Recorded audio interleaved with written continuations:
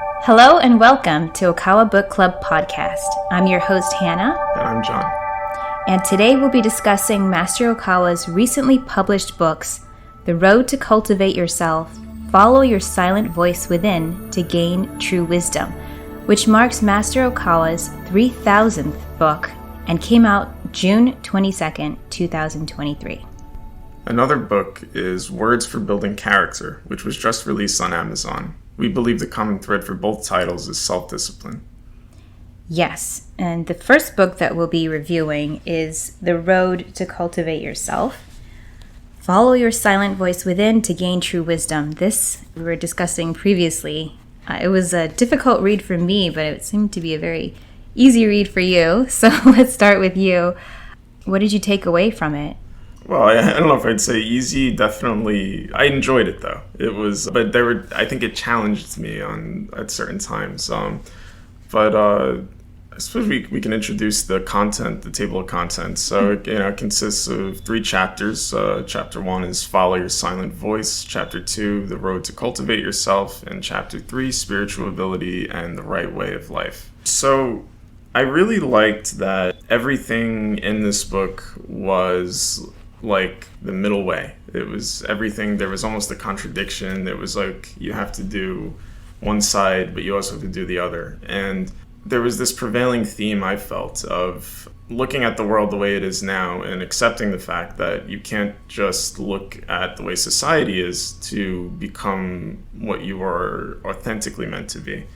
And the only way that you're going to do that is by turning inwards and being more diligent in training yourself and accumulating wisdom, reading, studying, learning to observe the world, and learning to be comfortable sort of in solitude, but at the same time that not disconnecting from the world, like becoming, and that was one point that was made, I can paraphrase, and it was to the effect of be alone but become closer, take an interest in society. And so I think if you're taking an interest in society when you're out in the world, your perspectives of society are going to very much be influenced by everything around you and everybody around you to one degree or another. And being able to cultivate that independently, it gives you a truly objective vantage point, which is ultimately going to be more in tune with your soul, which that's going to help you to actualize what your purpose is in life. Yeah, definitely. I also felt like this book is so good at telling us to be self-aware, or to be very, what's the word? He said in the end that when you study a lot of happy science books, you become more spiritual, but it's very important to also become very grounded. And that's kind of the point of training on earth. We can't be too much one or the other, but you'll be able to catch yourself or self-assess yourself, or be aware of when you're doing something wrong or when you're even possessed. So I really, I'm like, that is so true. The more I study, I can catch myself and not have to get lost. And it really does cultivate you to learn all these things, because again, the whole point of living on this earth is it's a training ground. But yeah, you might feel, oh, I feel like that wasn't something I would normally say, or there's a heaviness, and why am I being so negative? And you can quickly change that. You don't have to go down the downward spiral. So I really, in that way, this book is a great training. Yeah. Both intellectually and spiritually. Yeah, I think that mindfulness is so key. It says in the book that you will forget what you have learned, and to be mindful of that. And I think with mindfulness, it's like maybe today I can start to get angry and catch myself and go to a state of peace, and then maybe tomorrow, you can become lax, and it's so there's this ongoing vigilance that. And the balance, and the more spiritual you become, it says in the book, the more diligently you'll have to work at worldly things, which I think is absolutely true. Yeah. I tried to think last night, why does Master say, follow your silent voice within to gain true wisdom? I don't know why. I just wanted to ask you, or why do you think Master would say, follow your silent voice? My broad interpretation of that was that the silent voice is going to be the voice of your soul, the voice of the guardian spirits that are with you, and perhaps the voice of God, Buddha, even coming through all of that. And those kind of pure channels, it's hard to hear them when we have so many other voices chattering in our mind. Yeah. And that's why I thought maybe that's why Master said follow your silent voice. Be quiet, pay attention is kind of the way to cultivate yourself a little bit more. Right. Yeah, I don't know why. I just wanted to ask you, and that for me, before I went to bed last night, I'm like, I need to answer this question. Why would Master say that? But yeah, I thought it was maybe the key in understanding why, or the key to really successfully reading this book is to really try to listen to your silent voice. Yeah, that struck me immediately. When I saw the cover for this, I was like, wow, yeah. Yeah. It's like, oh, I should listen carefully. So we'll read the preface from The Road to Cultivate Yourself as well. With this book, the total number of my publications is 3,000. The first book published was Spiritual Messages from Saint Nichiren at the end of July 1985, so it has taken about 37 years to come this far. The life I have been living is very much represented by the title of this book, The Road to Cultivate Yourself. Although I myself will not judge the level of the content of these 3,000 books, they are the most published works in the world by a single author. In other words, they could be called the modern Tripitaka, the tremendous volume of Buddhist scriptures. What is spoken in this book is what I believe and think. It reveals my true heart. I believe that I, myself, would also be causing trouble to society if I were to move people and give influence without having to train myself. Our world is full of apocalyptic events. The worldwide coronavirus pandemic, the Russia-Ukraine war, the crisis of yet another world war, and the imminent Great Depression. The only way to get through them is to polish your wisdom. I hope this book serves as a painful yet vital lesson for the better. By Ryuho Okawa, Master and CEO of Happy Science Group, April 29, 2022. Thank you. And which leads us to the next book, which is also written during the same time. Just a little bit past, or it was still during the pandemic, just coming out of it a tiny bit. We're still in it, kind of. But he wrote both of these books. In the next book, Words for Building Character, he mentions that he wrote this book during the pandemic just as words to encourage us. So there's a very easy read, 100 phrases, and I really felt like I want to be buried with this book along with the other series in this Words for Life and Words for Work. And then this one is Words for Building Character. So we did an episode on Words for Life before, and this time we like to introduce the attractive points from this book. Which proverb did you feel was important to you? Well, there were many, and I loved the layout. Each proverb gives you so much to reflect on. It's hard to pick even a few, to be honest, but number 99, do not think you are a god so easily. Reflect on your animalistic desires once again.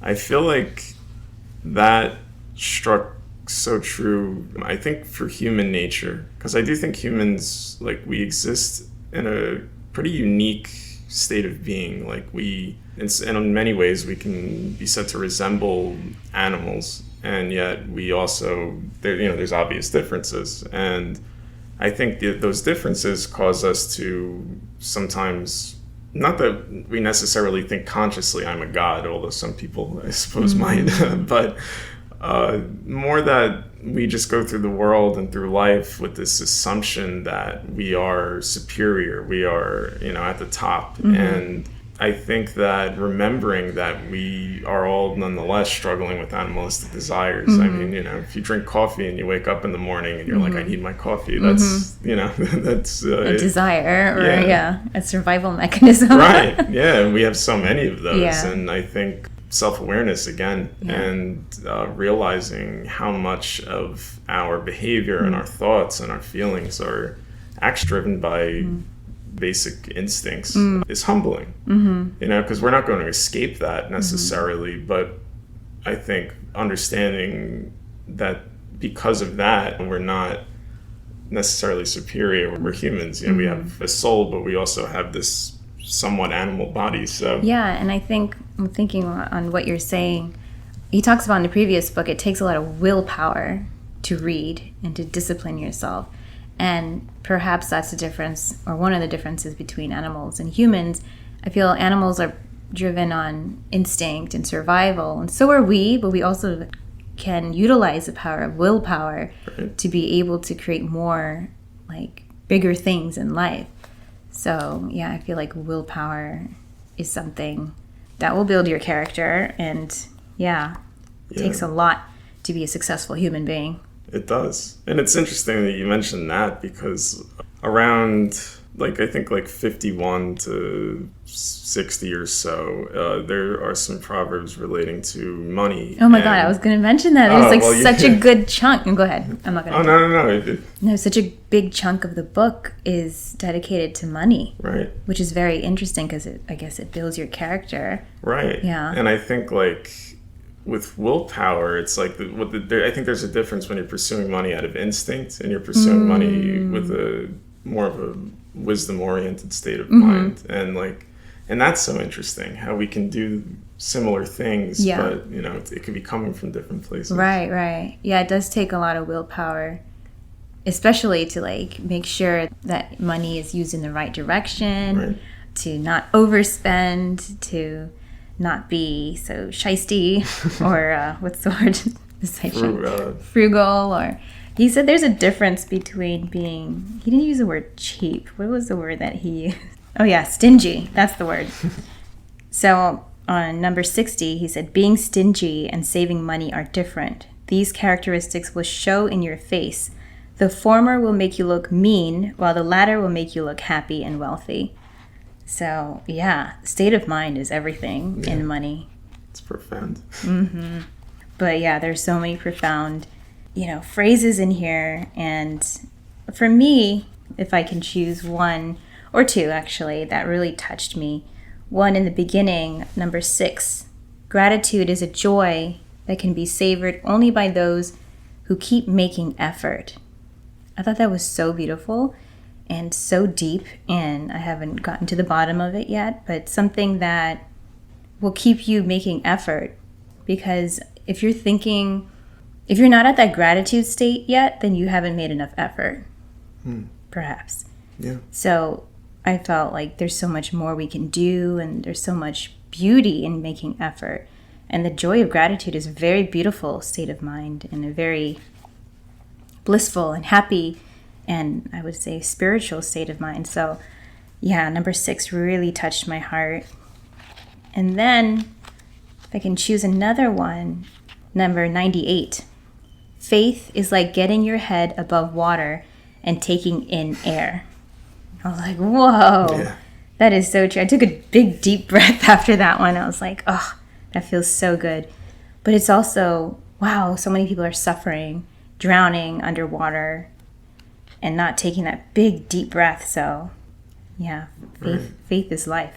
Yeah, I had actually forgotten that one, but I mean, it's just incredibly profound. Yeah, because it is like, that is the feeling, and I think that before you have it, and sometimes even that could take effort, Yep. And like, it's also a beautiful reminder. It's like, so maybe I'll put it on my refrigerator, but it's like, if you're suffering, aka drowning, or if you feel like you're in the midst of turmoil, just stop and like put your head up, or be faithful, or choose a faithful way of living or thinking, and then you can take that big deep breath of air in.